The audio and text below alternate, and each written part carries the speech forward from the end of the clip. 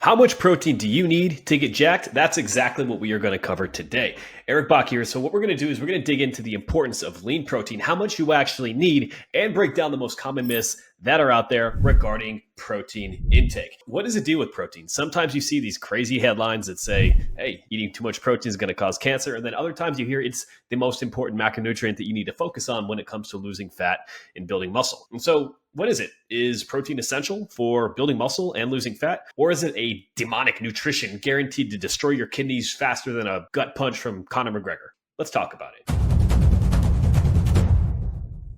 First, let's break down a few of the common myths. There are some concerns that protein is A, both hard on your kidneys, and B, can potentially increase cancer risk. And so let me dig in. There have been a number of different studies that have looked at this, and some of these research studies look at a connection between high protein intake and certain cancers, but the studies don't really show cause and effect. And Examine.com also critiques a pivotal study claiming protein increases cancer, revealing that it's all based on self-reported data, which is always unreliable. So what we have to understand here is a lot of studies that are predicated on saying that protein is dangerous, protein is bad for you, are based on, frankly, self-reported data, which is highly unreliable. And again, it's that higher protein intake is often connected to higher caloric intake versus treated as an independent variable. So most of the time when you see a study like this, it doesn't factor in for the quality of the food, calories, or any other health cofactors that could be related.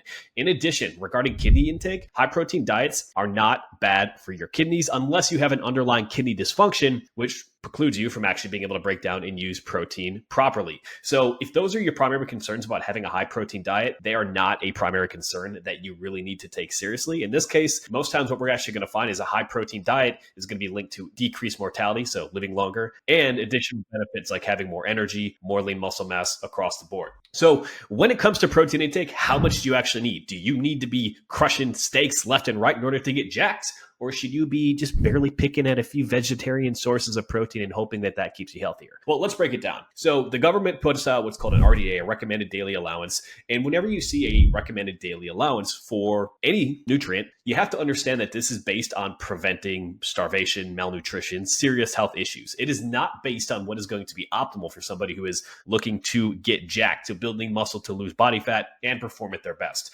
So the RDA for protein is about 46 grams of protein for women, about 56 for men. Tell you what, this protein shake I've got going on, it's going to have a lot closer to the higher end of that than anything else. Delicious. Only spilt a little bit on my shirt. All right. So what do we need to focus on then when it comes to protein intake? What is going to be the most important thing we need to emphasize? So when we look at it for building muscle and for fat loss, all right, these are going to be two different goals. I'll dig into some of the specifics on them individually. But the big takeaway I want you to understand here is there's a sweet spot between 0.82 grams per pound of body weight and 1 gram per pound of body weight. Some research suggests that 0.82 is the upper level for protein synthesis for somebody who's natural, while the 1 gram per pound is a little bit better when it comes to fat loss. And frankly, just so you can remember it. So if you want to say, hey, you weigh 200 pounds, 200 grams of protein, that's a very easy way to think about it. Let me dig into this stuff just a little bit further, talk about protein and why it is so important to be able to focus on. So protein, what really is it? Proteins are long chains of amino acids. Amino acids basically create every single structure in your body, from your biceps to your nails to your skin, hair, and eyes. When we are trying to build muscle, our rate of protein intake needs to increase to build the tissues that we want to be able to take. And in addition, if we don't have sufficient calories, if you're not in a calorie surplus while trying to build muscle, your protein intake can be high, but your ability to build muscle is still going to be limited. Conversely, when it comes to fat loss, muscle protein breaks down because we're in a calorie deficit if we're following a calorically restricted diet, which is needed if you want to lose fat. So the demand for protein actually increases to A, prevent the breakdown of protein that is already going on, B, potentially support more muscle growth if we get a few things that are dialed in. So what do we really need to focus on? How much do we need to build muscle? So if your primary focus then is on building lean muscle, as I previously mentioned, the numbers that we commonly see are 0.82 grams per pound of body weight. When we see that, basically what that says is that is the upper limit of muscle protein synthesis, meaning having more protein than that won't necessarily increase your ability to build lean muscle. But here are a few things that we need to consider. So when it comes to building muscle, first, yes, we need a calorie surplus to build a lot of muscle unless you are on gear, unless you are a new beginner where you can probably have a bit more of a recomposition effect. And so what we want to think about is when you're setting up your diet for building lean muscle, we have a calorie surplus, and then we have our carbohydrates and we have our fats. What we need to know is carbohydrates are protein sparing, meaning when you have a higher carbohydrate intake, it's going to prevent more of the breakdown of muscle protein, which is a good thing. If we want to think about protein and we want to think about carbohydrates and trying to build muscle, think about your bank account. Your carbohydrates are preventing you from losing money. Your protein is putting more money directly into the account to grow it, right? And so if we think about this in tandem, if we're trying to build lean muscle, this is one reason that carbohydrates are so crucial. They prevent the breakdown of stored muscle protein. But in addition, beyond the calories, they're also going to help support good and optimal training. So your goal target then, when it comes to building lean muscle, if that's your primary goal, 0.82 grams per pound of body weight to 1 gram per pound of body weight. If you are enhanced, if you're on steroids, high levels of TRT and still pretending to be natty, but you're on super maximal levels of test, then what we need to do is understand that your body has an increased ability to handle the additional protein, which is why you see these crazy ass bodybuilder diets where guys are having 300 grams of protein and they're 200 pounds. Well, their body, one, they're still not going to go through and use all of that, but they do have a higher tolerance to be able to break down that amount of protein and use it for more muscle growth. So if you're natural, 0.82 to 1 gram per pound of body weight, that's what you should focus on when it comes to building lean muscle. If you want to have more than that, that's fine. There might be a small benefit, but it's not going to be a drastic benefit. Now, when it comes down to fat loss, here's what we need to consider. When we're focusing on fat loss, the primary goal, both with our training and frankly with our protein intake, is to prevent muscle breakdown, muscle wasting. When we lose lean muscle, which happens a lot of times when you're trying to lose fat, you will slow down your metabolic rate. When your metabolic rate slows down and your total body weight is going down, guess what? You're going to burn fewer and fewer calories. And so by extension, having a high protein intake and a smart or intelligently designed workout program is going to help prevent some of that breakdown of the lean protein that you have, prevent diet plateaus, and help keep you jacked throughout the entire process. In addition, protein keeps you full. If we want to look at it, you're going to be a lot more full having a meal that has 100 grams of protein versus a meal that has probably 10 grams of protein if everything else is the same in terms of calories, right? We have to think about protein. It's the most satiating macronutrient. And so if you want to feel full, if you want to feel in control and prevent the cravings that cause you to binge and go over your calorie allotment for the day, then we want to be housing plenty of protein. In addition, protein also burns more calories during the digestive process than any other macronutrient.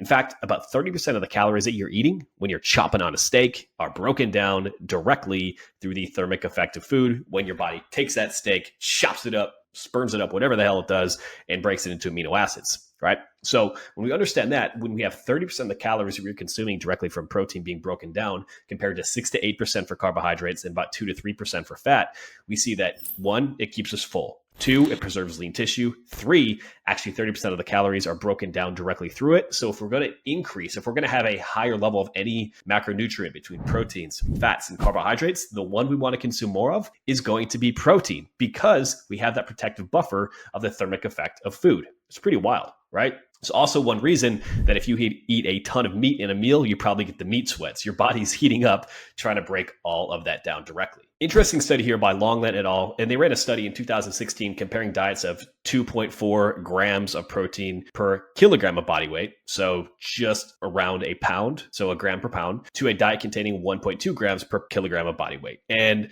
what they found is the high protein diets, what did they do? When combined with resistance training, lead to an increase in lean muscle mass and a decrease in fat loss. Another expert, Lane Norton, often what's talked about as a gold standard intake for bodybuilding for maximizing leanness and building lean tissue is about 1 gram of protein per pound of body weight. Well, when you're dieting, again, this may even need to be increased beyond what is going to be optimal when it comes to building lean muscle. This is where an individualized component becomes increasingly important when it comes to your intake. And so protein, it's a thermogenic nutrient, meaning it's going to have that high thermic effect, and it's going to help spare the muscle tissue that you have directly when you're in a cut. Great. We want to have as much muscle as we can because 1, we're going to look a lot better when we get leaner.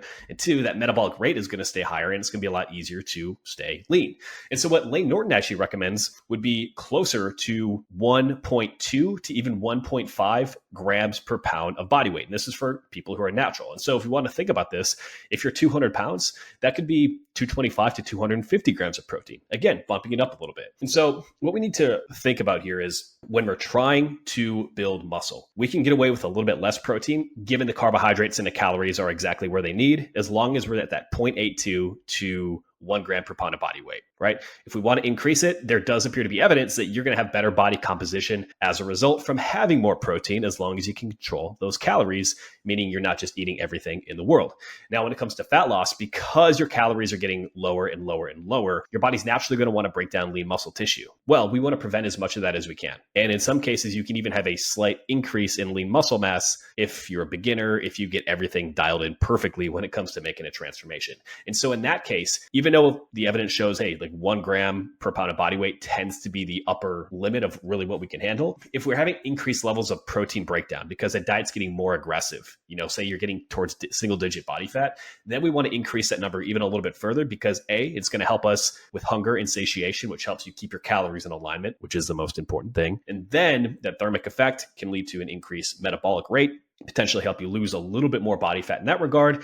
And again, it's going to help you preserve as much lean tissue as we can possibly think. So protein diets, what the heck do we need to know? Okay, when it comes to changing body composition, if you want to lose fat, calories are still king. If you want to build muscle, calories are still king. But beyond that, protein intake is going to be absolutely crucial to dial in. And so you don't need to be worrying about these headlines that protein is bad for you. It's going to cause all these issues. The reality is those are often very poorly run studies and sensationalist media trying to latch onto them directly. When it comes to kidney function, unless you have a problem with your kidneys, not something you really need to worry about. But overall, if you want to focus on anything that's going to make the most dramatic difference in terms of the way that you look, feel, and perform, nail your calories, nail your protein, and train correctly. That is a sweet sauce to getting you jacked and looking great naked without living in the gym. Hey, if you enjoyed this episode, do me a favor, drop me a 5-star review on your favorite podcasting platform, or leave us a comment to let us know what exactly you're finding beneficial. And again, remember, success comes down to the ruthless execution of the basics. You don't need all the fancy gimmicks that are out there. You need a proven, straightforward plan that's going to help you look, feel, and perform your best and stay consistent. I'll see you on the next one.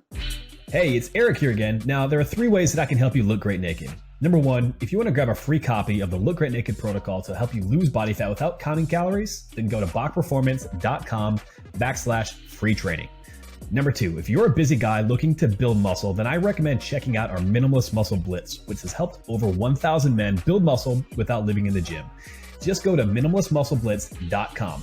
The link will also be available in the show notes. Or number 3 and last, if you want to work with me directly and get the best results possible, apply at bachperformance.com/coaching to look great naked without living in the gym. Until next time, my friend,